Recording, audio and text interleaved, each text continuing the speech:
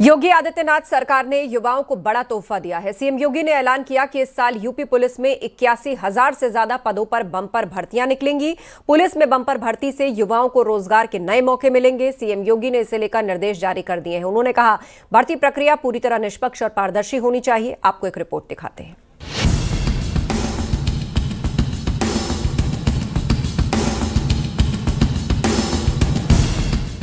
CM योगी ने कहा है कि यूपी पुलिस बल का हिस्सा बनने की तैयारी कर रहे युवाओं के लिए ये साल काफी अहम होने जा रहा है। इस साल यूपी पुलिस में 81,000 से अधिक पदों पर भर्ती की तैयारी है। सीएम योगी ने पुलिस विभाग की अलग अलग यूनिट को लेकर समीक्षा बैठक की है। पिछले दिनों 60,000 से ज्यादा भर्तियां हुई उत्तर प्रदेश पुलिस में। अब योगी सरकार ने लक्ष्य तय किया है कि 81,000 पुलिस भर्तियां उत्तर प्रदेश पुलिस में की जाएंगी और बाकायदा समयबद्ध तरीके से, पारदर्शी तरीके से और आरक्षण नियमावली का पालन करते हुए ये भर्तियां की जानी है।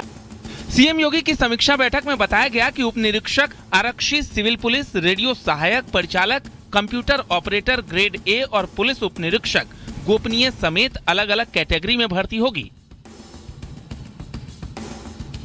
81,000 से ज्यादा पोस्ट पर पुलिस भर्ती प्रस्तावित है। इनमें से कुछ की प्रक्रिया शुरू भी हो गई है। उत्तर प्रदेश में पुलिस की भर्तियां बहुत महत्वपूर्ण रही हैं हमेशा। ये लाइन ऑर्डर के लिए भी बहुत महत्वपूर्ण है और सरकार के हनक धर्मक इकबाल जो कही जाती है कि सरकार का मेंटेन रहे, वो पुलिस जब सक्रिय होती है, अच्छा काम करती है, तो सरकार की इमेज भी उसी से बनती है।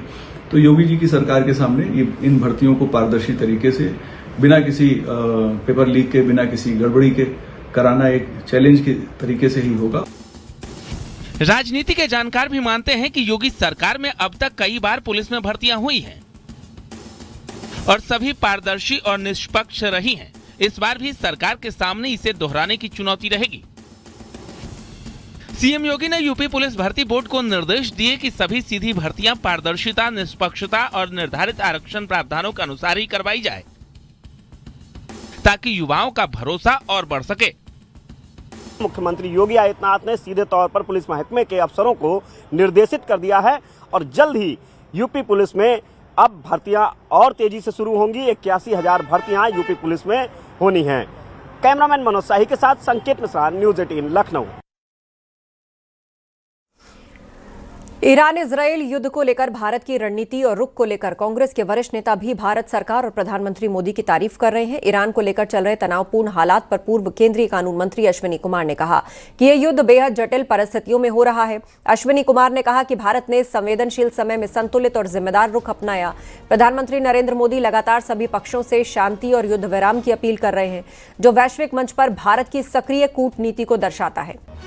उन्होंने ये भी कहा कि भारत उन चुनिंदा देशों में है जो ईरान, अमेरिका और इजरायल तीनों के साथ अच्छे संबंध बनाए रखने में सफल रहा। अश्विनी कुमार ने कहा कि मौजूदा हालात में किसी तीसरे देश की भूमिका केवल मध्यस्थ की हो सकती है और इससे भारत की आवाज सुनी जा रही है। साथ ही उन्होंने ये भी कहा, तनाव के बावजूद स्ट्रेट ऑफ हॉर्मुज के जरिए भारत तक जरूरी सप्लाई जारी है, जो देश के आर्थिक हितों के लिए बेहद अहम है। इन जटिल समस्याओं में प्रधानमंत्री मोदी और भारत का योगदान मैं समझता हूं सराहनीय इसलिए है क्योंकि प्रधानमंत्री ने बार बार सभी मुल्कों से अपील की है कि युद्ध को खत्म करें और ज्यादा से ज्यादा कोई तीसरा मुल्क यही कह सकता है और कुछ कह भी नहीं सकता।